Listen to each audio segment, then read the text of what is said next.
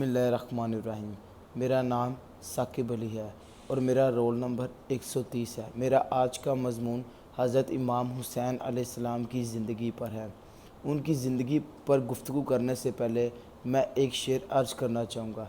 किसी शायर ने बहुत खूब कहा है कि शाह अस्त हुसैन बादशाह अस्त हुसैन, दीन अस्त हुसैन दीन पना अस्त हुसैन, सरदार नादाद दस्त दर दस्ते यजीद हक्का के बिना ला इला अस्त हुसैन।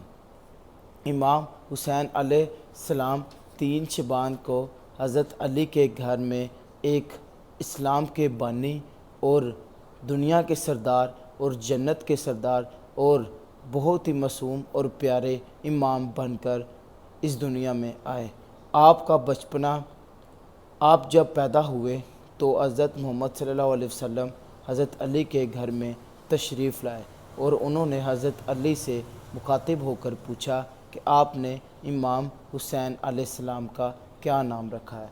तो उन्होंने कुछ नाम तजवीज़ किया, जिस पर हज़रत मोहम्मद सल्लल्लाहु अलैहि वसल्लम ने उनको उस नाम रखने पर मना किया और आपका नाम इमाम हुसैन तजवीज़ किया। इमाम हुसैन अलैहिस्सलाम का बचपना बहुत ही प्यारा और बहुत ही मासूमाना अंदाज से गुज़रा। आपका एक बचपन का बहुत ही प्यारा वाक़या आपसे शेयर करना चाहूँगा। एक दफ़ा इमाम हुसैन अलैहिस्सलाम हज़रत मोहम्मद सल्लल्लाहु अलैहि वसल्लम के साथ मस्जिद में तशरीफ़ ले आए तो नमाज का टाइम हो चुका था। तो हज़रत मोहम्मद सल्लल्लाहु अलैहि वसल्लम इमामत करवा रहे थे।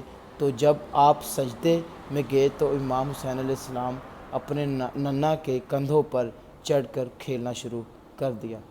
तो फ़ौरन अल्लाह ताला ने जिब्राइल को हुक्म दिया कि ए जिब्राइल, हज़रत मोहम्मद सल्लल्लाहु अलैहि वसल्लम को पैगाम दे कि ये सजदा लंबा कर दे। बाद में सहाबा ने हज़रत मोहम्मद सल्लल्लाहु अलैहि वसल्लम से पूछा कि ये क्या माजरा था। तो उन्होंने बताया कि ये मैंने खुद नहीं किया बल्कि अल्लाह ताला का पैगाम था। इससे आप अंदाज़ा लगा सकते हैं कि इमाम हुसैन का रुतबा कितना बुलंद है। आपने सारी ज़िंदगी सबको सबक और दर्स दिया है। आइए बात करते हैं आपकी जवानी की। जब आप जवान हुए तो आप शेर खुदा अपने बाबा हज़रत अली के साथ जंगों में मसरूफ़ रहे और नबी के साथ भी काफ़ी जंगें लड़े जिसमें फ़तह याब हुए। आपने अपने बाबा के साथ दीन इस्लाम की तबलीग की और दीन इस्लाम का झंडा बोल बुलंद किया।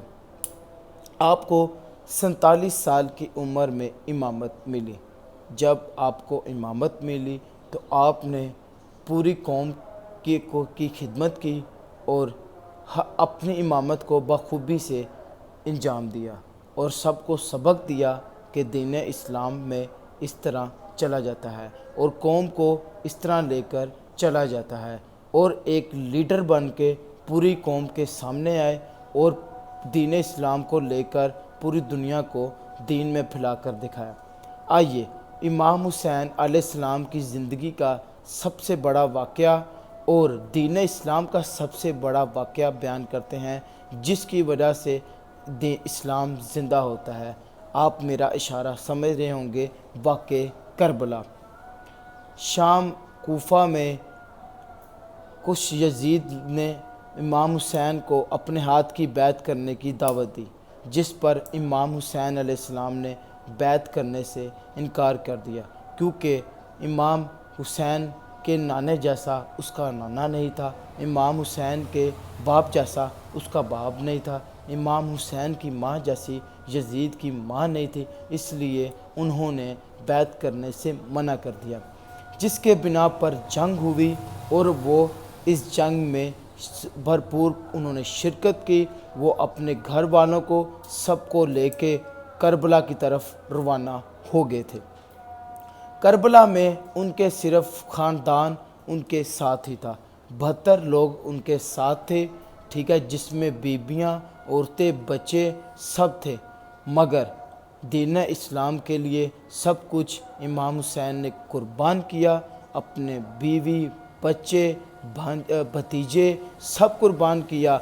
इवन के 3 दिन तक پیاسے رہے، کچھ کھایا پیا نہیں، مگر دین اسلام کے لیے جنگ کی اور اپنے آخری خون کے قطرے تک جنگ کی، آخری بازو تک جنگ کی، جس میں اینڈ میں انہوں نے شہادت نوش کی۔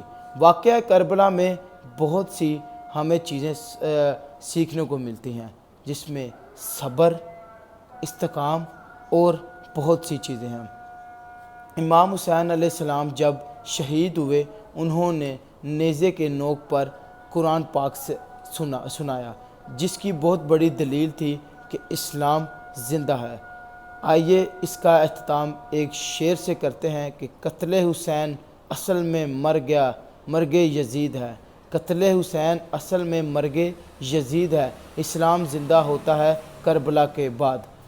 امید ہے کہ میری ویڈیو آپ کو اچھی لگی ہوگی۔ اللہ حافظ۔